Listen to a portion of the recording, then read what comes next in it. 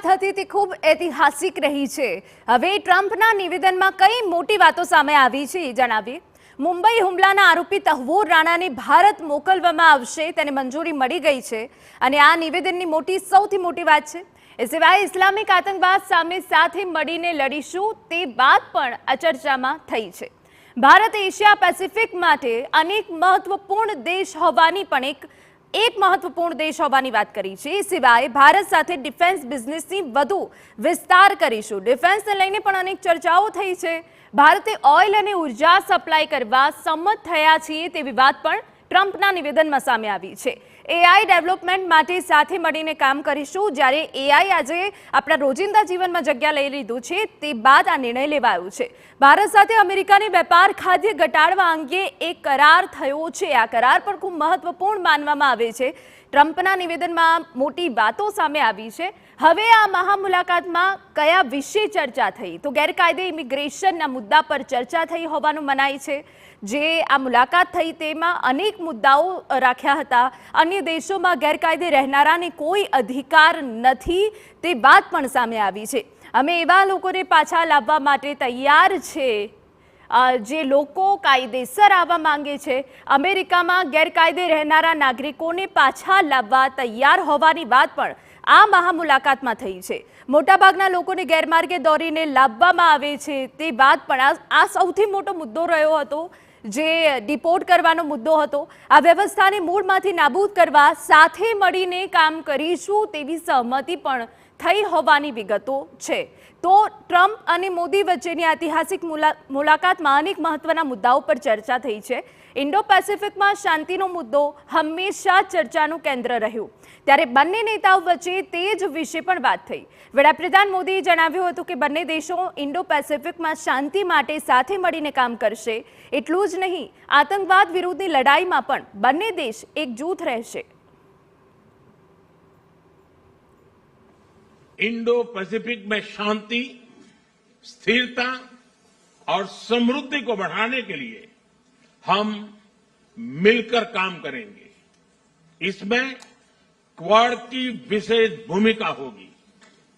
इस वक्त भारत में होने जा रही क्वाड समिट में हम पार्टनर देशों के साथ नए क्षेत्रों में सहयोग बढ़ाएंगे। आईमेक और I2U2 के तहत हम इकोनॉमिक कॉरिडोर और कनेक्टिविटी इंफ्रास्ट्रक्चर पर मिलकर काम करेंगे। आतंकवाद के खिलाफ लड़ाई में भारत और अमेरिका दृढ़ता से साथ खड़े रहे हैं। हम सहमत हैं कि सीमा पार आतंकवाद के उन्मूलन के लिए ठोस कार्रवाई आवश्यक है और मैं राष्ट्रपति जी का आभारी हूं कि उन्होंने 2008 के जिसने भारत में नरसंहार किया था उस मुजरिम को अब भारत के हवाले करने का निर्णय किया है। भारत की अदालतें उचित कार्यवाही करेंगी। આવનારા દિવસોમાં બંને દેશો વચ્ચેના સંબંધો વધુ મજબૂત થાય તે માટે પ્રયાસ હાથ ધરાયા છે। ભારત લોસ એન્જલિસ અને બોસ્ટનમાં તેના નવા કાઉન્સિલેટ ખોલવાનું છે જ્યારે અમેરિકાની પ્રસિદ્ધ શૈક્ષણિક સંસ્થાઓ ભારતમાં નવા કેમ્પસ ખોલશે। વડાપ્રધાન મોદીએ આ સમયે રાષ્ટ્રપતિ ટ્રમ્પને ભારતમાં આવવા આમંત્રણ આપ્યું। अमेरिका में रहने वाला भारतीय समुदाय हमारे संबंधों की महत्वपूर्ण कड़ी है। हमारे पीपल टू पीपल टाइज को और गहरा करने के लिए हम शीघ्र ही लॉस एंजलिस और बोस्टन में भारत के नए काउंसिलेट खोलेंगे। हमने अमेरिका की यूनिवर्सिटी और शिक्षा संस्थानों को भारत में ऑफशोर कैंपस खोलने के लिए निमंत्रण दिया है। राष्ट्रपति ट्रंप आपकी मित्रता और भारत के लिए दृढ़ प्रतिबद्धता के लिए मैं आपका आभार व्यक्त करता हूं।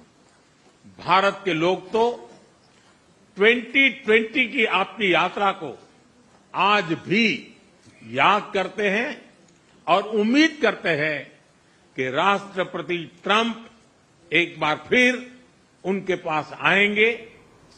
140 करोड़ भारतवासियों की ओर से मैं आपको भारत आने के लिए आमंत्रित करता हूं। તો આ મુલાકાત મુદ્દે ભારત વર્ષના સંવાદદાતા મનીષ ઝા પણ પડેપણની ખબર પર નજર રાખી રહ્યા હતા। તેમને પૂછીએ મનીષ કેવી રીતે જોઈ રહ્યા છે આ મુલાકાતને। 27 घंटे में जो कुछ हुआ वो अपने आप में अप्रत्याशित है।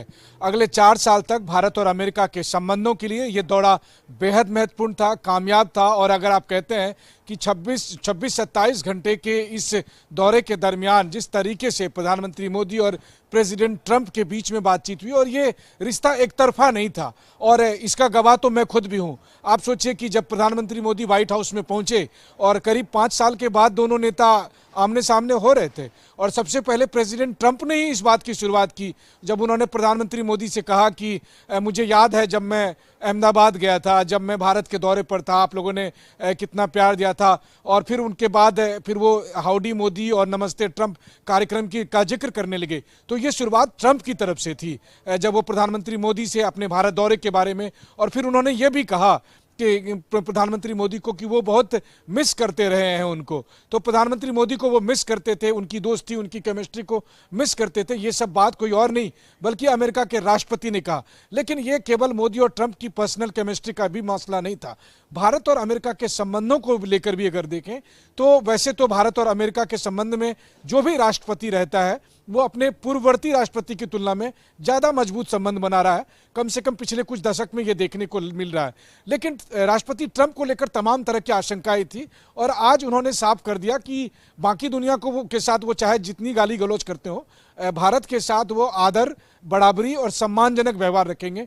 बल्कि नॉर्मली ऐसा होता नहीं है, एक बार के लिए सूरज पश्चिम में उगना शुरू कर दे, लेकिन ट्रंप अपने से बेहतर किसी को नहीं बताते हैं। लेकिन ट्रंप ने ये कहा कि प्रधानमंत्री मोदी मुझसे बेहतर हैं, बेहतर नेगोशिएटर हैं, वो एक ग्रेट लीडर हैं, और तमाम तरह की इतनी प्रशंसा भरी बातें प्रधानमंत्री मोदी के लिए की।